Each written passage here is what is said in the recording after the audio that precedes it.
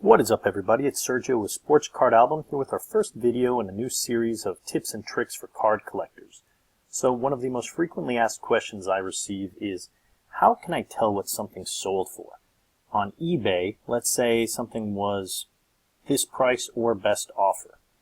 eBay doesn't tell you what it actually sold for. So here we see the Spectra 1-of-1 Bucks patch. $599, a best offer accepted. And here we see this Inception Nike logo patch 1-of-1 that was for sale for $3,000, $2,999, or best offer. Best offer was accepted. There used to be a way of doing this by going in and checking, trying to print the invoice, going into the original listing, etc. Now that doesn't exist. Fortunately, a website called sortsof.com came up, and Sortsof is one of my absolutely favorite, necessary, use it every single day type of resources for card collectors. So I'm still shocked that some people haven't heard of it. But it's a fantastic website, and it makes everything, looking up prices, looking up things, what they sold for, so much easier. So you know what, let me just do Jameis Winston 1-of-1, and I'm going to search for that. And this website will actually tell me what they sold for. So here it's sorted by ending soonest, but I want it completed and show me the highest price. I'm going to look for that Inception Nike logo patch. And maybe that Spectra patch. So I'm going to keep scrolling down. Here's the Spectra one, sold for $550. You can see that right there. And let's see, here's the Nike logo patch that was for $2,999, sold for $500. And that's all there was to it.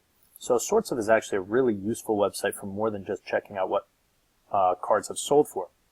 Let's say I need to sell a card. I'm going to go into my album.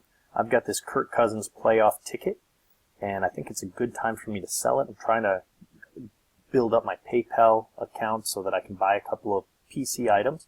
So I want to see what that card has sold for. And I really think it can, I can get it graded. I think it'll be a 9.510. So I'm going to come here and type Kirk Cousins playoff ticket auto. And I'm going to search for that. Now you've got a new column showing up. And that's going to come up here, ending soonest. So I can see what's ending soonest. So what this tells me is A, nobody has anything for sale for under $500. Granted, they're all BGS 9.5, but I'm confident mine could get 9.52. Regardless, even if I was selling it raw, there's really nothing out there comparable. So that can help me in my pricing decision and what price I decide to pay for it. But then I want to go ahead and say completed most recent. So we see this BGS 9.5 out of 10 sold for $169 on February 6th. This one was kind of a fluke, and I believe it's a damaged card, sold for $78 raw. Then you've got these ones, $200, $190, both in January. Then you start looking when the Redskins were hot and going into the playoffs. It sold for $250, $300, $353, $300. So it was selling for some decent money during the season.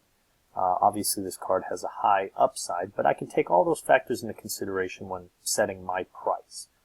And if I felt like searching for something else, let's say I want to search for a PC card, Bryce Petty National Treasures. I can see everything that's available. There's not too many cards available, which sucks. Not a lot of people are busting this.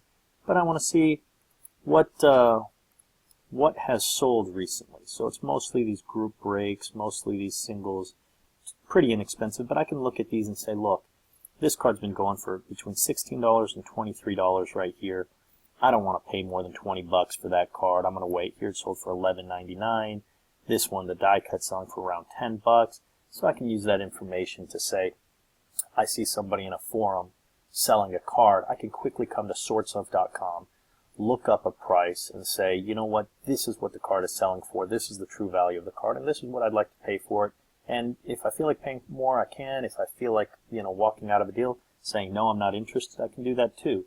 But it's just an absolutely phenomenal resource. You could sort by everything, so I can usually do this, and I'll come to ending soonest, see what's actually out there. I'm going to bid on a couple of these probably recently added, so I can see what's the newest set of cards from that search. So you can watch things on eBay, and I do, but this is, you can follow the listings, but this is a really, really valuable tool for me in my collecting, whether in buying or selling or looking for cards on eBay. So I hope you guys enjoyed this little tutorial. We'll have several more on the way here pretty soon in the coming weeks. And in the comments below, I'd love to hear what you think of sortsof.com. I'm also going to put the link in the description. And let me know if you've used it, if it's new to you, what you think about it, or what you've used as an alternative in the past. I'd love to hear from you. Thanks so much, and I will see you on the forums.